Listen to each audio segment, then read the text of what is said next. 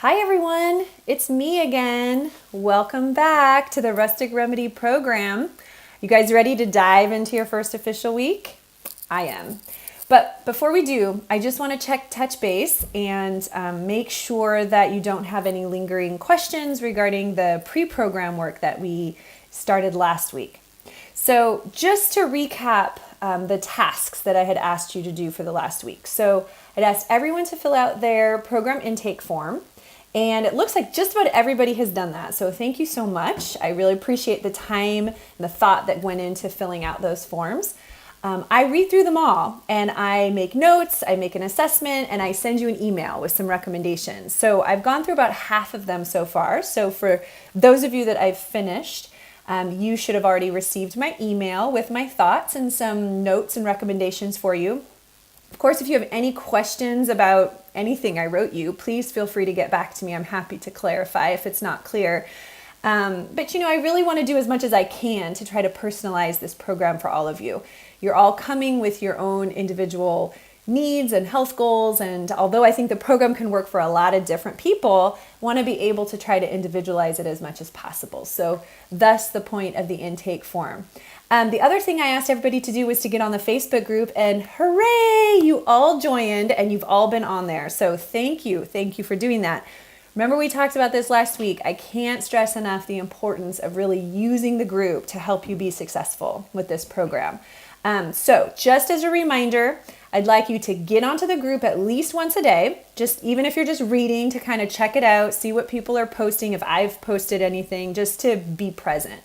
And then if not every day, if at least 2 or 3 times a week, you can commit to adding a comment or posting a question or a thought or a picture or a link to something, but just to kind of be engaged and involved, that would be awesome. So try to keep that going throughout this program.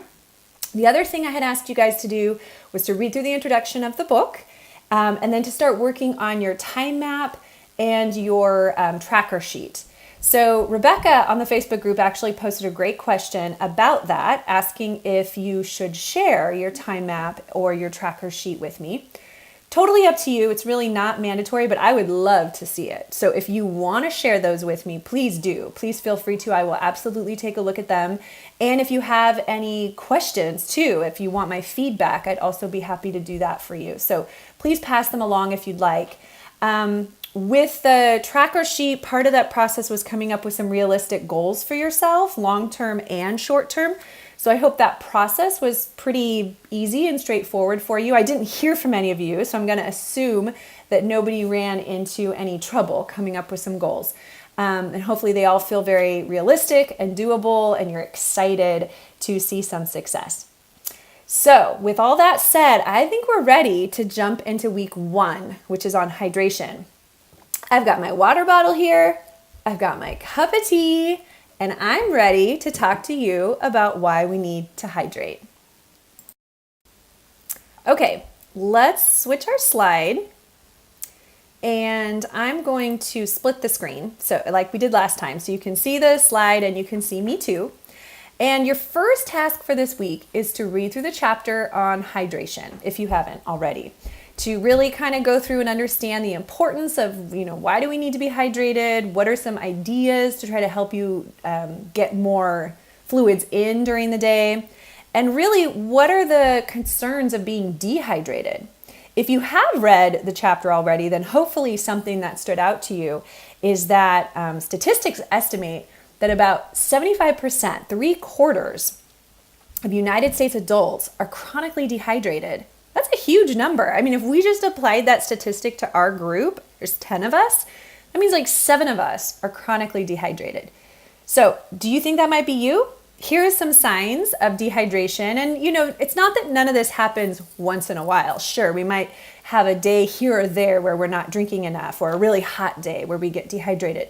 But if this is happening regularly for you, it might be that you're just chronically dehydrated, and becomes very important that we focus on this, right? Hydration is also really important in metabolism and in honestly just keeping you from snacking and overeating all day, right? A lot of times people confuse their thirst cues with hunger cues, and they go for a snack instead of a glass of water. So before we work on anything else in this program, we really have to lay down the foundation of hydration and make sure that we're all properly hydrated. Let's go ahead and move on to the next slide. Okay, so this weekend, I would like you to take some time to fill out your hydration worksheet and to think through what your hydration plan is going to be for the coming week. Okay, and I've broken that down into 3 steps essentially. So step 1 is to first calculate how much should you be aiming for.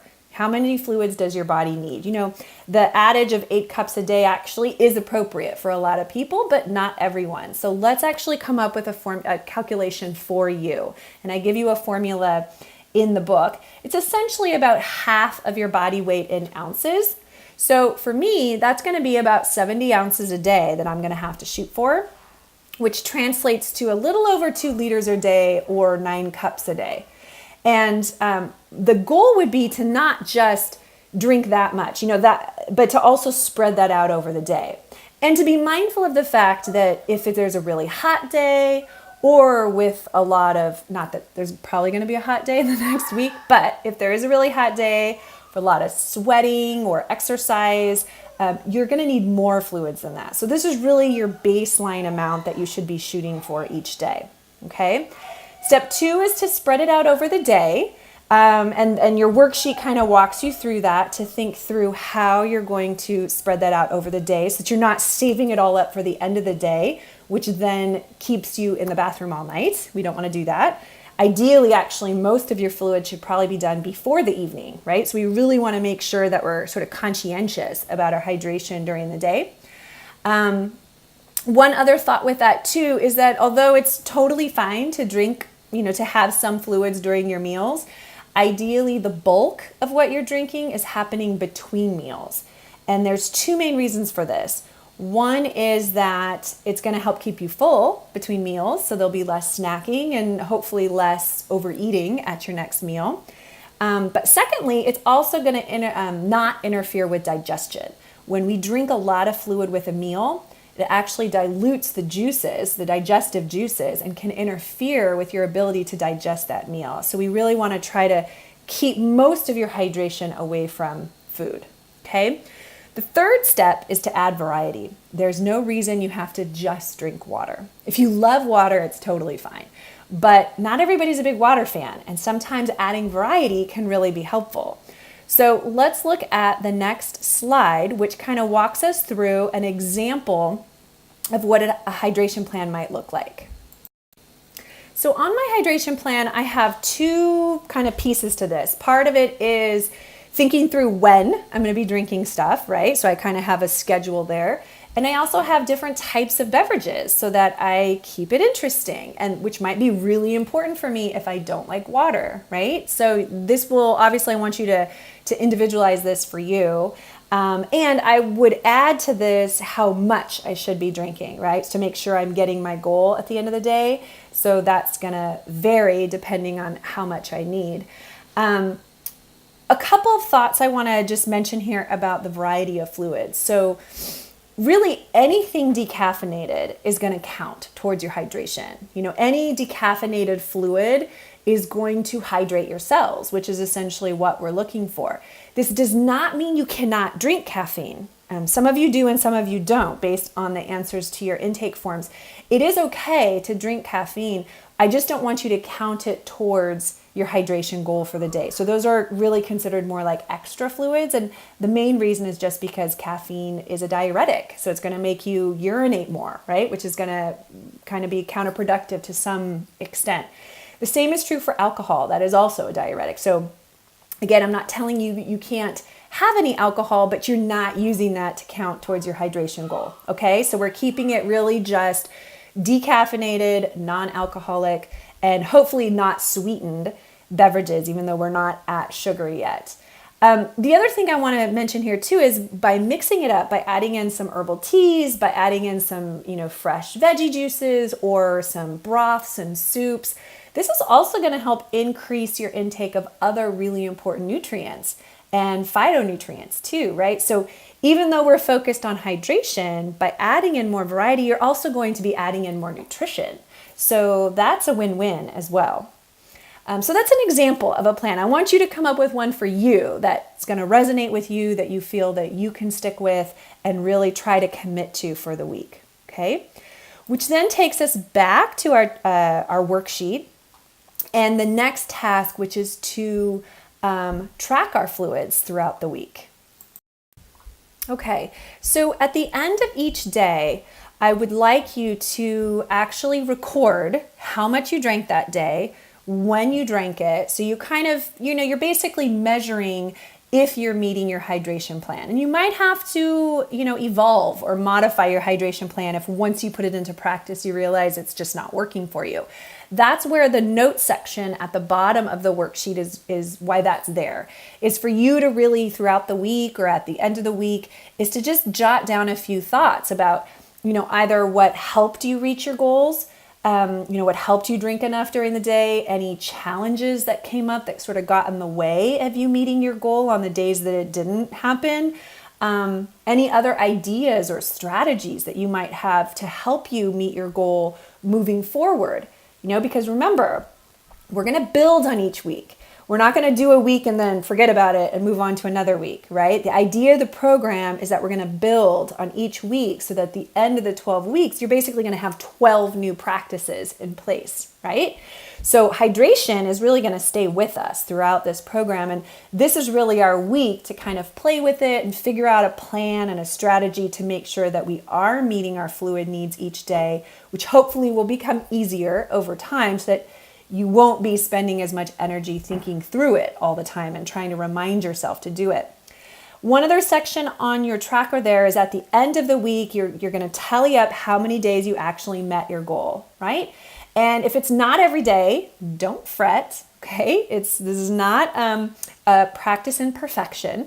We're all working towards the goal. So please be patient and gentle with yourself. And again, use the notes section, use it more as a learning tool instead of as a judgmental tool that I'm not meeting my goals. Okay, please don't do that to yourself.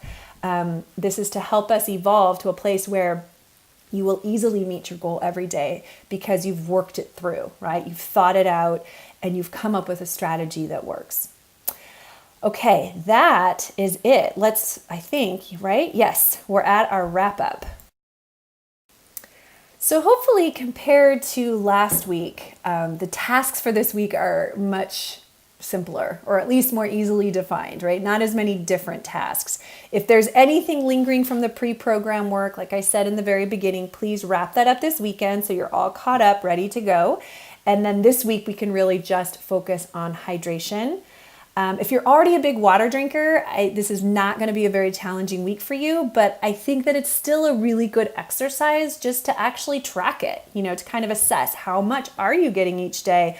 Are there certain days that you get less because of A, B, or C, Are you spreading it out over the day? Are you getting some variety in your day? So all of those things it's always good to track once in a while and just kind of have that information for yourself, which helps you be more mindful of your hydration going forward.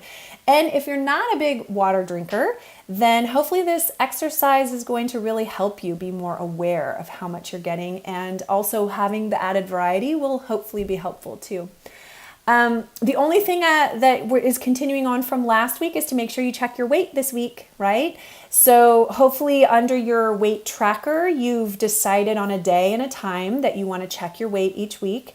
So don't forget to do that this week on whatever day or time you had decided for yourself, to record that on your tracker under the week 1 box. And we're going to keep adding on to that each week, right? So we want to see how, not just how our progress is, but also to get the feedback if the changes that we're making, if what we're doing is having the desired effect, right? So it's going to be a very helpful tool, that tracker sheet. And hopefully you've already also gotten the rest of your measurements or anything else that you want to see kind of before or after. And of course your first photo. Hopefully you've already done that as well. The only other thing I'm going to remind you about is to please share how this week is going for you on Facebook. Okay, so get on there. talk about what's working, what's not working, questions, etc. Okay. And as always, please feel free to reach out to me by email as needed if you're really struggling or if you have any, more private questions that come up. I'm happy to be available that way as well. I think that's it, you guys. So in the spirit of this week, I will take a drink and wish you all happy drinking. Until next week, take care.